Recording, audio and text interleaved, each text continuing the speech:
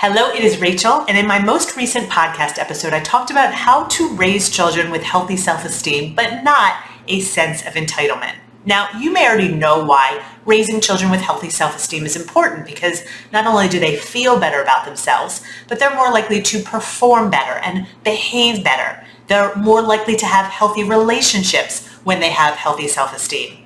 What you might not know, though, is that healthy self-esteem does not come from complimenting our children all the time, telling them how great they are, or praising them when they're doing the things that we want them to do. In fact, healthy self-esteem doesn't come from what we say to them. It comes from how we treat them. Because here's the thing. As children and teenagers are growing up, they're learning how the world works. And just as importantly, they're learning their place in the world and how much value they bring to the world, how valuable they are.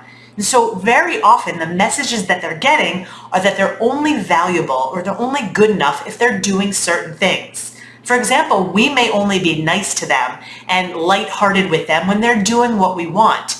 But as soon as they're not doing what we want, we become angry and very often disrespectful. And so what they learn is, I'm only good enough if I'm doing what other people want me to do.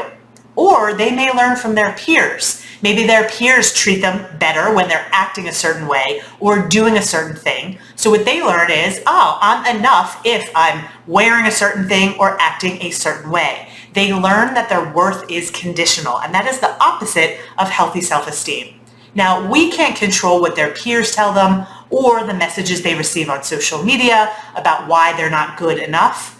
But what we can control is how we talk to them and how we treat them and show them that they are worthy of respect no matter what, even when we don't agree with them. For example, let's say your child is whining and complaining and they say, "You never let me do anything." Instead of saying, "I let you do things all the time." You want to think about treating them more respectfully and just think about the tone of your voice. So you could say something like, "Well, I don't agree with you." Or you could say, "Wow, it really sounds like you feel like I don't let you do enough." It's just simply changing the tone so it's more respectful even when you don't agree with them. Or let's say they're mean to their brother or sister. Instead of saying, "Oh my gosh, how could you treat them like that?" Saying, "Wow, you treated your brother or sister like that. You were angry because they talked to you a certain way or they did something, and that's why you treated them like that."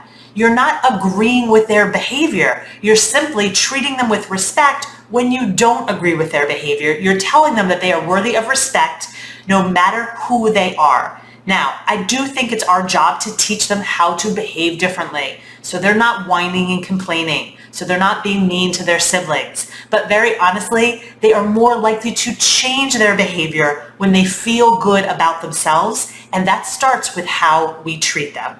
If you want to learn even more about raising children with healthy self-esteem, I encourage you to check out my latest podcast episode. You can find that at rachel-bailey.com/81, and I'll be back again soon with more tips for you.